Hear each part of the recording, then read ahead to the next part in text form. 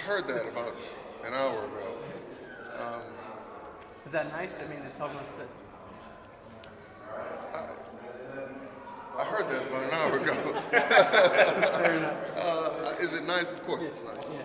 Yeah. Austin had, as a team, we had Austin, had a difficult couple of weeks there, and so it's good to. I just told people how it's good Austin's back to being Austin. Do you see, and you just said you took some extra shots after practice, still studying hard in film session. Do you see anything change, or just they started going in when they weren't before? Yeah, I don't think that there was. I mean, did he put in extra work? Yes, absolutely. But I don't think that it was any specific thing that he or we did differently. Like I said, just had a difficult stretch, and now he's back to being himself. How was the? You guys had a week off without any game action. How was that a chance to? What did you guys use that time for? Anything specific you guys that more than maybe you're able to do in the normal course of?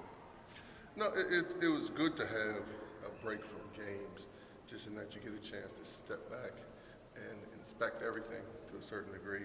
And so, besides obviously giving the kids, as I said in the press conference following the game, giving the kids a chance to be home for a week straight and catch up on schoolwork.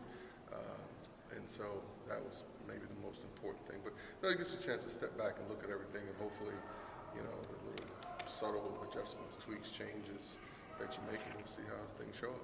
You said after the Seton Hall game that you were considering taking away any offensive drills and working a lot on defense. Was that the focus of the past couple of days? Austin said something about a lot of 3-on-3 drills, a lot of one-on-one work.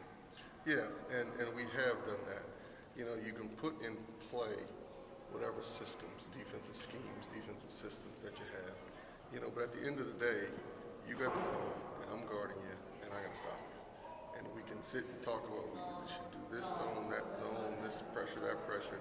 And I just think our defense, we've spent a lot of time with defense, and just hopefully it'll show up on an ongoing, on a go-forward basis. But it was just, I think, a lot of times the kids were getting bogged down with our schemes as opposed to, man, you have to compete, this competition. I got to stop you, and there's no magic formula, no dust coach can sprinkle, or no dust my teammates can sprinkle to make that happen. I got to stop you. They have to support me. So the system is there to help, not to completely. Yeah, that's defense. It's like at some point it's just you against me. Just how does that affect how you guys are preparing for St. John's? What trouble Bradley and Hardy gave you last time? Yeah, we had. I don't know if I want to say this publicly. We had a poor performance all around, both ends. Maybe our poorest performance of the year. Is that correct English? Oh yeah, I think so. Okay. Against St. John's the first time, so I think there are a lot of things at both ends of the court that we can take care of. But they're a very good team. What they are is they will get out in transition.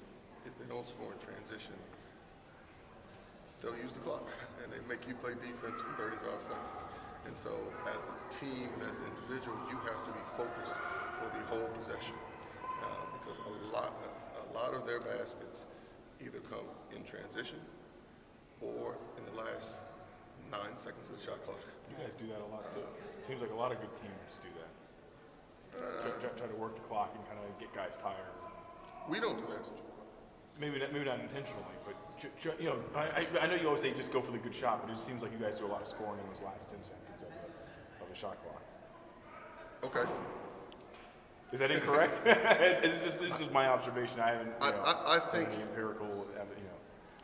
I think with them that might be a plan.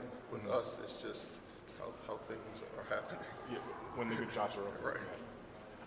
Austin said that one thing that gave him trouble, and he's learned a lesson from against St. John's, was their matchup zone and how they focused on him a lot. He said he needs to share the ball better when he's faced with situations like that. Is that something you guys worked on and talked about? Well, what Austin has to do is, they made a concept. They played matchup zone. I remember talking to you guys going into this, and it's different. It's hard. The nature of their zone intentionally is you don't know exactly where your shots are coming from. That's fine. We're used to that. But what they then did is they really focused in on him, and he in many ways became passive. you know, and that even if he's not getting the shots, he has to stay aggressive and attack when he has the ball. Not necessarily be greedy and shoot, but he will draw so much attention that it then will open everyone else up. And so I think just in general, he has to stay aggressive. That doesn't mean he has to shoot all the plays, it means he has to stay aggressive. And I think in that game, he was just a little passive. Can you talk a little bit about Julian and just your confidence in him down the stretch in the Seton Hall game, how you've seen him grow this season? Yeah, well, June, you know, we're approaching, how many games have we played? Are we in the second half of the season? I think so. We're either are in or approaching the second half of this senior season. And so, you know, we need to have confidence in him. Yeah. You know, but he has performed. He has put in the work in the gym. He's put in you know, extra time working on different things. And so, you know, that whole game, I thought we could go in. We missed some shots, some chippies that he normally makes. I think he got a little frustrated during their run, you know, where he was fouled, felt he was fouled, and that turned into a transition basket for them, a poor possession defensively for him. But other than that, I thought, you know, he definitely was a presence in that game. Are there times when and I could be totally wrong, where he sort of waits for plays to develop before he goes into his stuff, or? As he should. Okay, that's intentional too. Yeah, I mean, it's the nature of our offense is he, unlike probably most people, he will touch the ball on the block every possession. And so it doesn't mean he's supposed to go shoot every possession. And so he gets more touches than most post players. He gets more post touches. And then it's just understanding, okay, we're throwing it down to get some movement, to get Austin Freeman a wide open shot. We're throwing it down so you can go skip past him, Chris Wright, get some penetration. Okay, now it's your turn. And so as a senior, he has that feel, that understanding of when it's his turn and when it's not. But we throw it down every possession. Right. And so we don't want him to try to score every possession. If St. John's is good at slowing down the clock and keeping the score low as it did in the last game, you guys have been more effective when the scores have been higher and maybe moving the ball. But does that make picking the tempo up a priority in this game? Well, if they're holding the ball, how does one pick the tempo up? Well, that's the question. Okay. So, well, answer is I've said this before. I think we can play at any pace. You know, I don't necessarily think we need to play fast or that we cannot play slow. I think we can play at any tempo. What we have to do relative to the first time that we played them is we have to do a much better job of defending, and then we have to do a much better job of staying aggressive at the offensive and aggressive and smart. I guess along the lines of the defense and perhaps to get the tempo. I think you said they only had like 4 turnovers in that game, and I think over the last few games there's been a couple games where other teams have had less than 10. Is that something in terms of maybe picking up the tempo, be a pressure, or is that just creating turnovers? Is that something you can do at any point? You just have to stay aggressive on that end as well. Yes. When you're talking about Austin, he brought it up a lot too, staying aggressive. Does that, and this is only, you know, I don't know him at all. I mean, is that a going against his nature thing a little bit? Does he have to kind of convince himself sometimes to, hey, I need to, you know, be the bulldog. I have to be the attacker here. Does he have to sometimes have to generate that? Whereas there are some people who sometimes have to dial that back a little bit.